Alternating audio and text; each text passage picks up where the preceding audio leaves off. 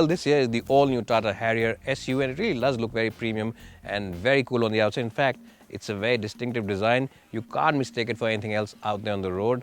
But the big question is that is this car as good to drive as it is to look at, and how good are the interiors, and should you consider this one over the Hyundai Creta as well as the Mahindra 500? We'll answer all these questions today, and we'll start by talking about the interiors, especially talking about the backseat experience. So let's get started. But before that, let me just request you to follow me on Instagram. My handle is ashishmasi1.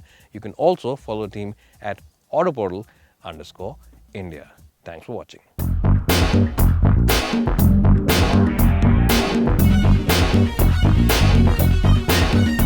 Well, let's start this review by talking about the back seat first, because the back seat of the Harrier deserves special mention, and a lot of you will simply buy this car because of the back seat. Now, my height for reference, as you all know, is 5'10", and the person who's driving the car today, Devinder Soni, my colleague, also is of the same height. And for someone who's about 5'10", there's loads of knee room here.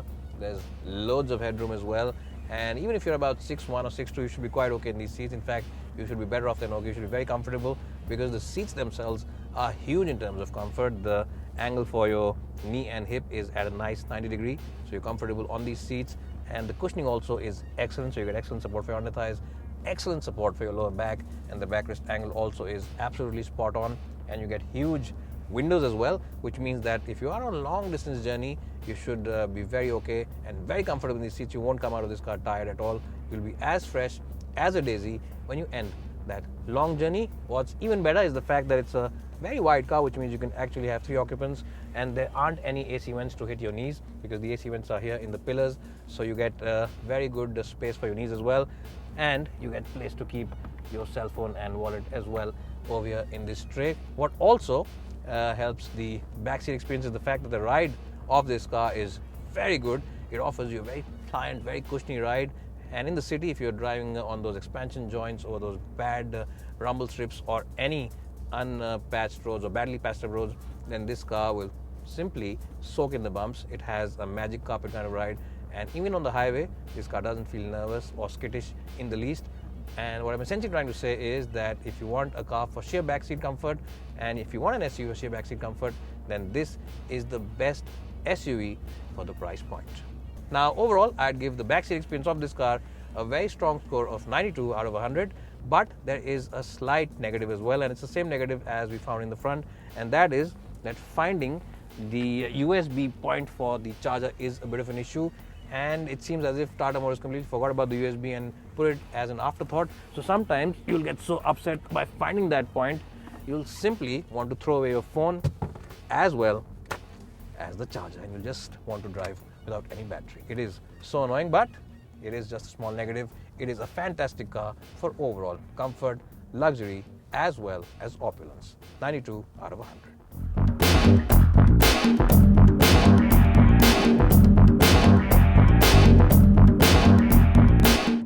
Well, as soon as you step inside the Harrier, you really have to pinch yourself to believe the quality levels inside this car. The quality is phenomenal, to say the least. If you've ever driven the Tata Bolt or the Tata Zest or any other Tata car previously, you'll forget all those cars, because this car does not feel like a Tata, and I mean that in the nicest sense of the word.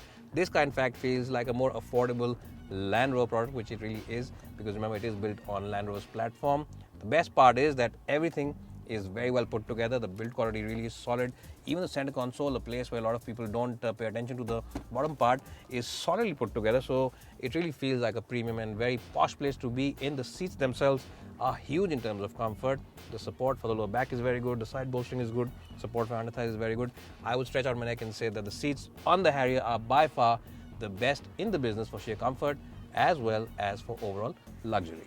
Now, what you'll also like about this car is the fact that it comes very well loaded with features. You get this huge 8.8-inch touchscreen, and it's a nice and easy system to use. All the menus, sub-menus are well laid out. In fact, you can even control the AC controls from here. You don't have to take your eyes off the road and look over here. So that's a very nice thing. You also get traction control, and you also get 6 airbags in the top-end version. And because the platform has been borrowed from Land Rover, you also get a feature which is similar to those cars. Tata calls it the terrain response system. Activated. And city drive mode activated. Even though it's not a 4x4, Tata just wants to remind you that you are driving an expensive and comfortable SUV, so it has given you those modes as well. You also, of course, get hill descent assist as well as a host of other features which include automatic headlamps. Well, despite all these features, there are a few things which could have been improved and are missing. The first one is the fact that you don't get a sunroof, which is really a surprise because at this price point and considering that its rivals offer a sunroof, Tata should have put it, so that's something which should be there.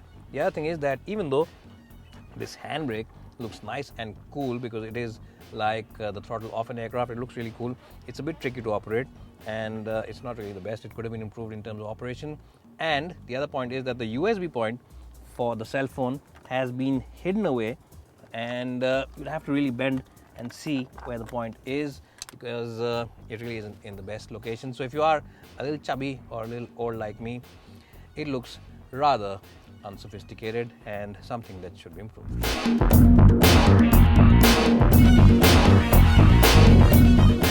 Well, in terms of boot space, the Harrier impresses because it offers you a boot of 425 litres and it's also very square and nice and boxy boot, so you can easily load in those big boxes.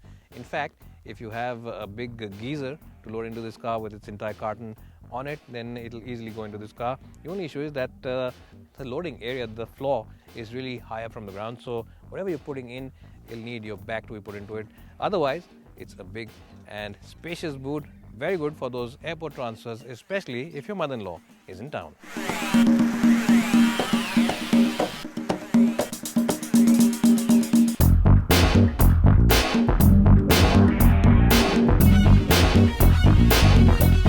Well, so the Tata Harrier comes with a 2-litre diesel engine, which is of course the same engine which also is used by the Jeep Compass.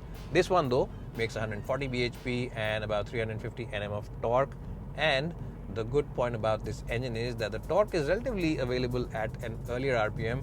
It starts coming in around 1800-1900 RPM, unlike a lot of other SUVs where it only starts coming in after 2,500 RPM or 2,200 RPM.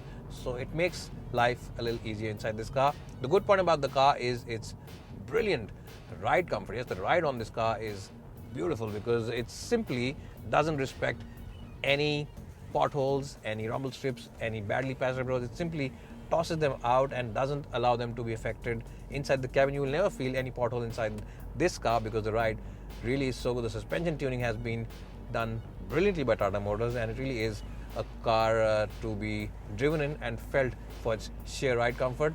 What's also good about the car is the fact that you get a 6-speed manual gearbox. Now, the extra 6th gear gives this engine a lot of flexibility, and it ensures that you get decent fuel economy as well. So it does add a little bit of driving pleasure as well when you're using it on the highway because the revs go down a bit, so the noise and the buzziness of the engine, the busyness of the engine in fact, becomes relatively muted.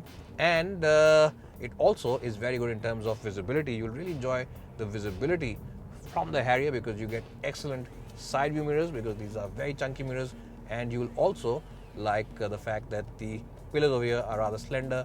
They can give you a good view of the road outside, and even the view from this small window over here, the small mirror over here, is very good because the window at the back really is huge. So what I'm essentially trying to say is that if you drive a lot in the city, you'll enjoy driving the Tata Harrier because it gives you excellent visibility. You'll also enjoy this car in the city because the steering wheel on this car is really light and easy, and in fact despite the fact that this is a big and bulky SUV, it never feels cumbersome in the city. It really does feel light and pretty agile for its shape, size as well as girth. Now, what you'll also like about the car is its strong on-road presence because as soon as you flash these lights, motorists will simply move out of your way because this car has solid road presence on the road, and all you need to do is just flash your lights or honk and people will move out. So it does demand a lot of respect out there, and these are things which make the Harrier an excellent car.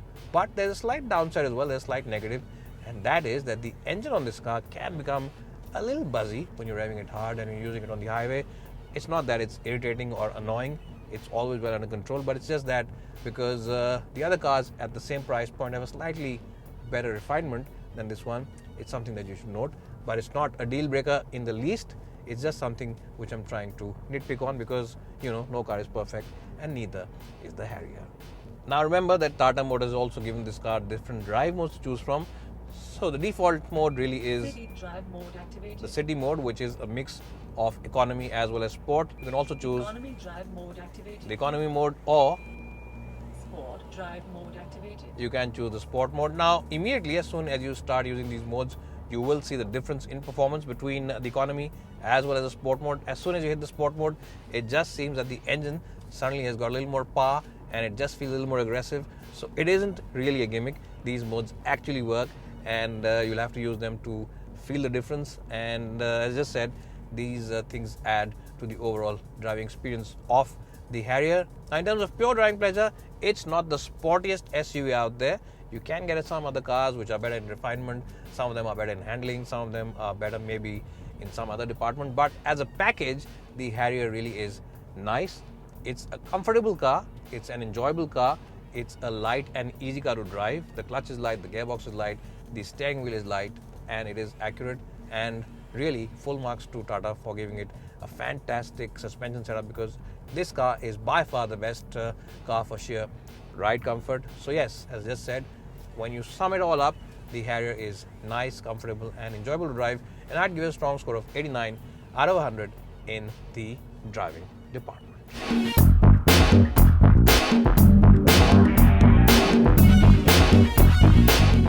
Well, so overall, the Harrier comes across as a relatively affordable Land Rover car. Yes, it is built on the Land Rover platform, and its interiors will remind you of a Land Rover, because they really are very good in terms of luxury, comfort, as well as features. It's also a pretty spacious car, and the ride comfort also is very good. The engine is decent to drive, and the looks also are very premium. So essentially what I'm trying to say is that if you are in the market for a premium, luxurious, comfortable SUV, then you should look no further. You should definitely take a test drive of the Harrier,